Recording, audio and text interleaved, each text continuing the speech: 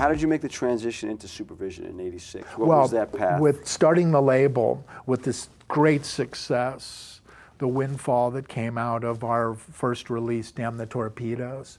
Amazing record. And learning the record business behind that classic album. I had, and coming out of film school and loving film and being intoxicated with, when it's good, with the marriage of music and film, sitting in that big dark room and with a collective experience and an audience, and surrounded with an amazing stereo system and illuminated visuals.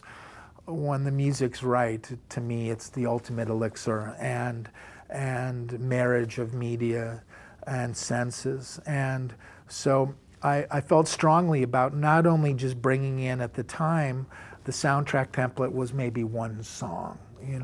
Yes, there were, I think, Grease and Saturday Night Fever in that very year, but the idea of bringing in contemporary artists into the scoring area of film music. And so, again, I was a great fan of and hero of mine.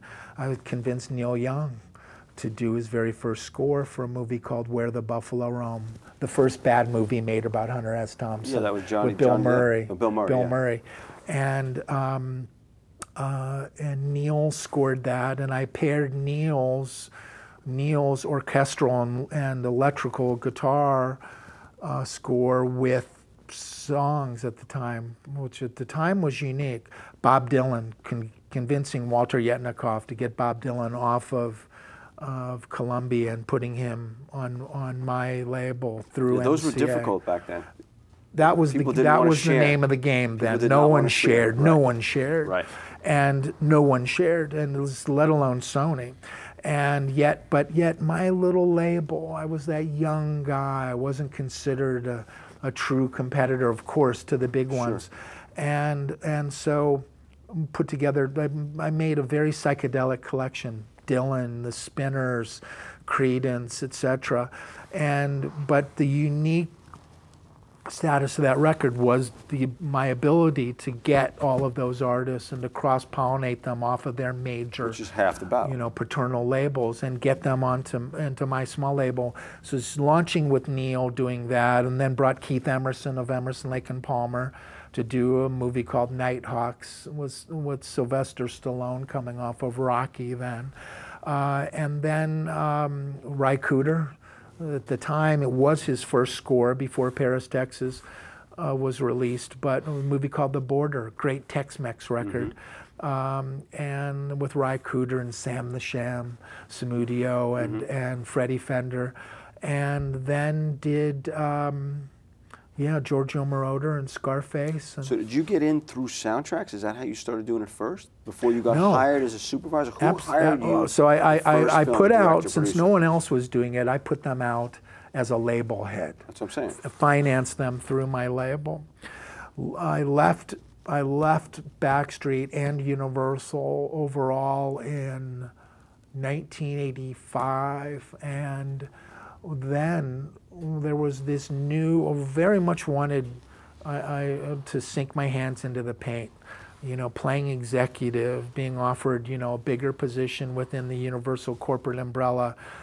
I was frustrated with that, and so I very much wanted, Cameron had gotten Cameron introduced to the heads of Universal, and they made a deal for him to write his first script, a little movie called Fast Times at Ridgemont High. And I ended up, I very much wanted to produce, get into film, but knowing that I'd have to use my forehand while I develop my backhand with film, use my forehand, my talent in music to get into the film game. Right. And so I started, then there was no such thing as a film musical producer because of the Producers Guild, or a musical director in the Directors Guild. But this term that I guess spawned out of television, the guys that kind of handled the contractors, booked the musicians, but really never developed, original songs. But this area, this this title called music supervisor, music supervision. And Joel Sill, the ex-head of Paramount, had accomplished that title and gotten it in the first main titles. Becky Shargo. Was Joel's the first one, you think? I believe Joel, there was Becky, and there, of course, Tom Hanks' now partner, Gary Goetzman, have those credits. Those are the first that I had known of. And then I came in. And I remember all of us at that time, regardless of if the parent studio wanted to give us main title credits, we had to still petition. It was the guild, the Producers Guild, the Directors Guild, the Writers Guild, to be able to secure just a main title credit.